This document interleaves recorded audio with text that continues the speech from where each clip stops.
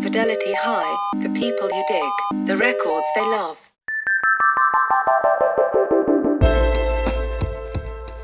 Lee Ranaldo is a critically acclaimed musician, writer, producer, and visual artist. He is best known as a founding member and guitarist of the groundbreaking and iconic musical pioneers Sonic Youth.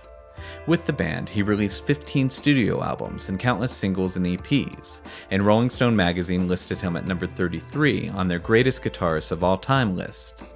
His new solo record, Electric Trend, features his Sonic Youth bandmate Steve Shelley, Nels Cline of Wilco, and Sharon Van Etten.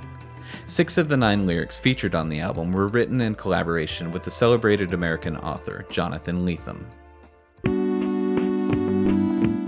This is Lee Ranaldo, and my Fidelity High is Marquee Moon by Television. I remember the first time I heard Marquee Moon very vividly.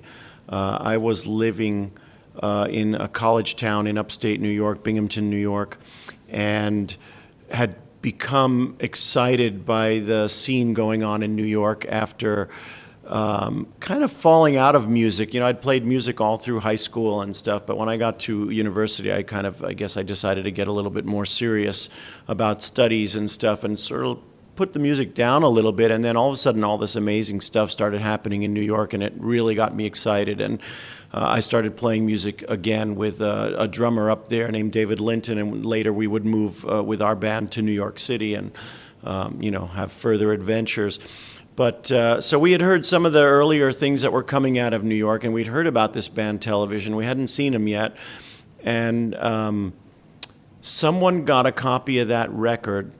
And I remember David was a cinema student, and we had access to the cinema lecture halls. And in the cinema lecture room, there were these huge Altec Lansing speakers in there. And I just remember we went in there, and there was a turntable, and we put it on, and we sat in this mostly darkened like theater room, just like 3 of us. And we listened to it like at really nice volume from start to finish, and we were just completely blown away. Like, I don't think any of us, once it started, I don't think any of us said a word, until we flipped over the first side and listened to the second side, and we were just completely blown away. I was so excited about the music on that record. It seemed, I don't know. I mean, I guess maybe at the time I wasn't exactly sure. I've listened to it so much, and my opinions of it have kind of been formulated over a long period of listening to that record. But now it strikes me that what I must have been hearing at the time was this real synthesis that appealed to me on so many levels. It was extending the vocabulary of New York's new wave and no wave sort of punk scene. It was a little bit cleaner and clearer. These guys could obviously play their instruments. It wasn't a record, like Teenage Jesus and the Jerks or DNA, where they were kind of untrained musicians. These guys obviously knew how to play. And it had these long passages of like guitar leads, which was kind of unheard of at the time. I mean, it was something that a lot of the bands from that period were trying to get away from, I think, the kind of like either jam band lead guitar playing of the 60s or, heroic, like, Clapton-esque, Cream jams or whatever. But they were exploring this new territory. And, Verlaine spoke about the fact that he was as much influenced by a jazz saxophone player like Albert Ayler as by rock guitarists. And that was a quote that came out early on, and it seemed very clear that the stuff these guys were synthesizing was all over the map in a lot of good ways. And for me, having fallen in love with this new music coming out of New York, being really into what Patty was doing and what all those bands at the time were doing, what the Ramones were doing, it really felt like this extension in all these amazing ways. And myself, having been a former Deadhead, having listened to a lot of the Grateful Dead, in some way I related to, a song like Marquee Moon that's, however many minutes long it is, that had these long periods of just guitar extrapolation. And it just clicked for me on a number of different levels, and I immediately fell in love with it. Right around that time, we started to get really interested in what was coming out, and so we were listening to, Patti Smith's early stuff, and Talking Heads actually appeared on campus live that same year when they were still touring like in a station wagon. They had just added Jerry Harrison to the band, and so I saw them live very early on. And at that time it was a little mixed up. We were listening to Devo, and we were listening to that No New York record that Eno had produced. I'm not exactly sure which stuff was out before television and which stuff came out right after that record. I'd actually love to see a timeline, but there was a whole lot of different things in the mix. At that point, even a band like the Cars was in the new wave mix, before they separated out and went super pop, or like Blondie or something like that. But we were listening to still like a lot of heavy stuff from the 60s, stuff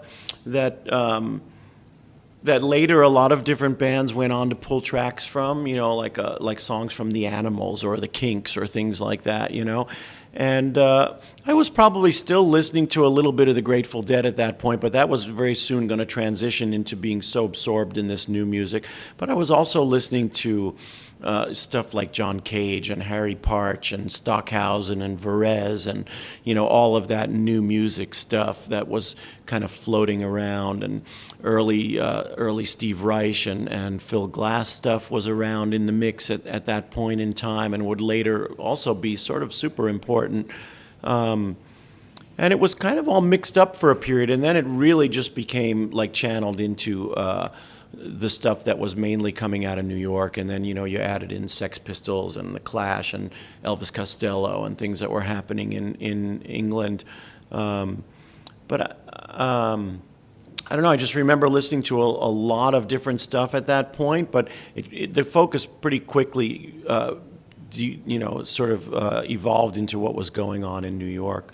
There were weirdo records that we started hearing about, like the first Half Japanese record, which was that box set, Half Gentlemen, Not Beasts, or whatever it's called. And it was a time when there was a lot of interesting stuff around, and you weren't really sure. Some of it kind of fizzled out, and some of it went on to be, quite a big deal. And it wasn't clear at the moment, but it was certainly clear that all of this stuff going on in New York was super exciting, and we started going down to New York whenever we could, and going to Max's or CBGB's and checking out the bands that were playing. And then after graduating, I moved there with the guys in the band I was playing with called The Flux, and we actually were able to play at Max's before it closed, and play some early gigs at CBGB's, and shortly after that hooked up with Thurston Moore's band, the Coachmen, and played some shows together. And then when both of those bands kind of naturally came to their conclusion, Thurston and Kim and I started playing together and formed Sonic Youth.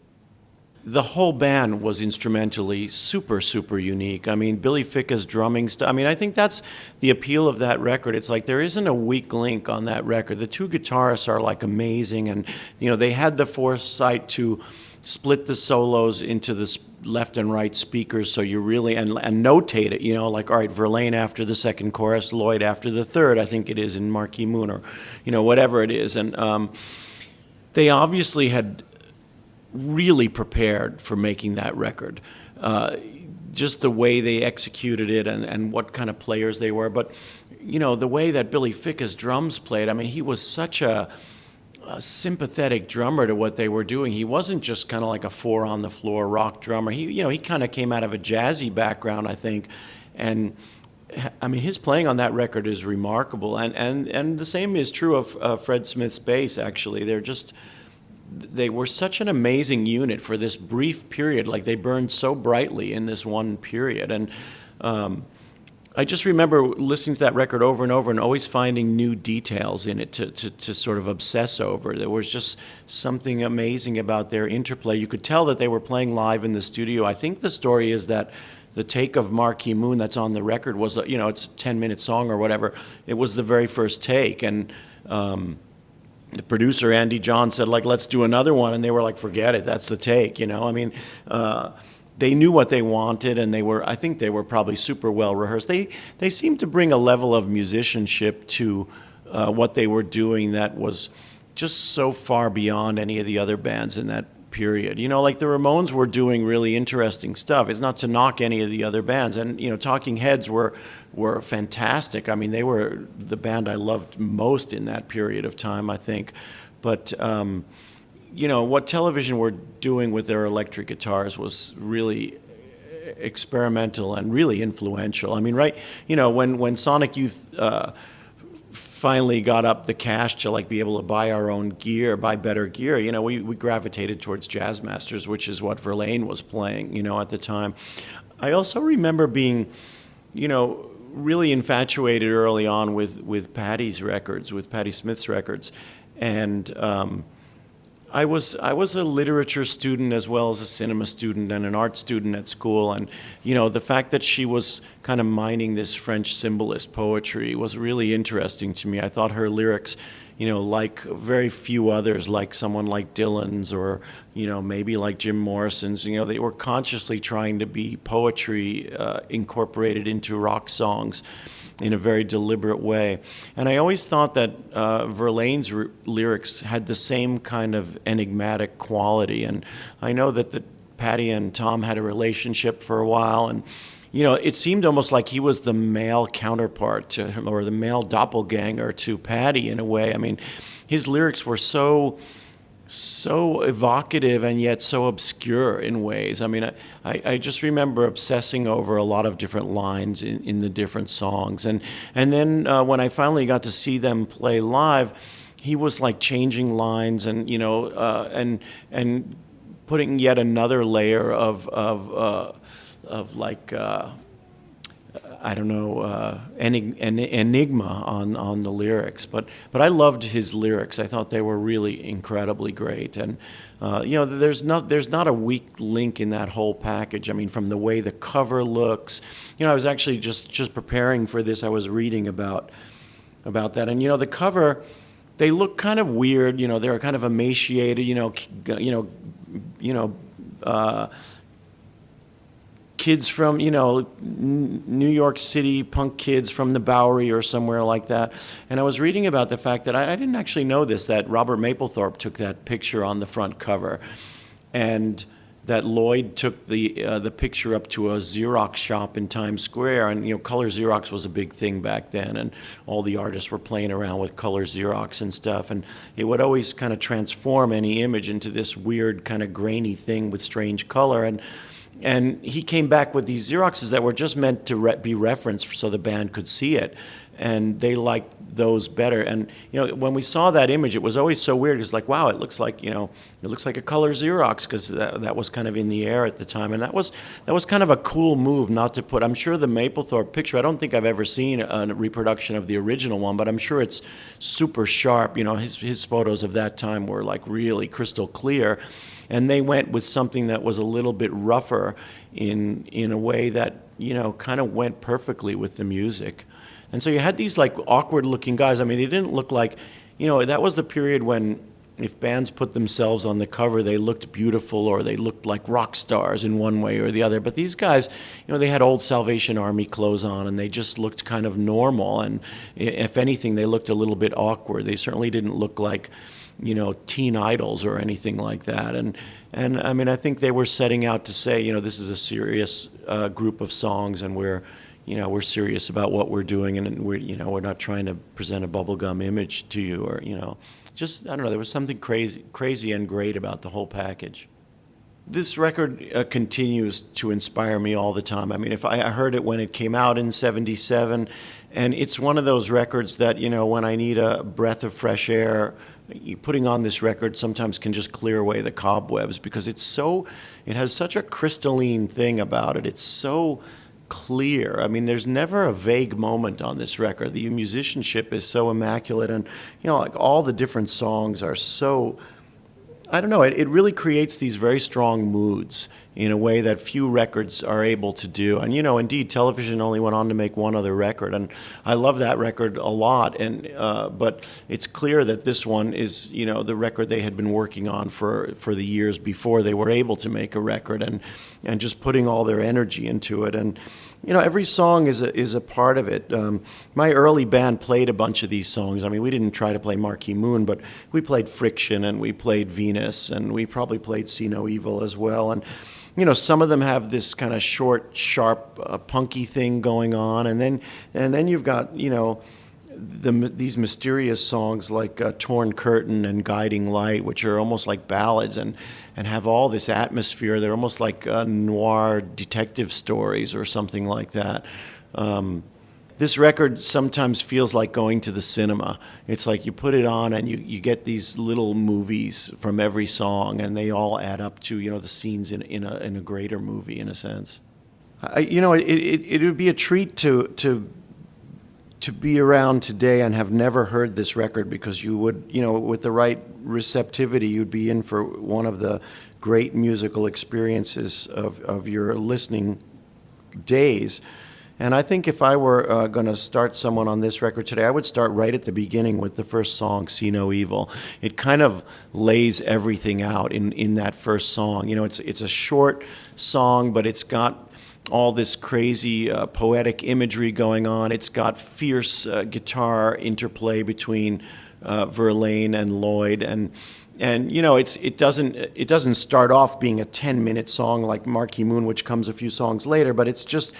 I think if you were interested in like what was going on in New York in the late 70s when punk was really happening, at CBGB's and Max's, before it kind of got diluted or got more successful, the first song on this record would be an amazing place to start, because it's really a window into a really unique band that sounded like nobody else on the scene, and we're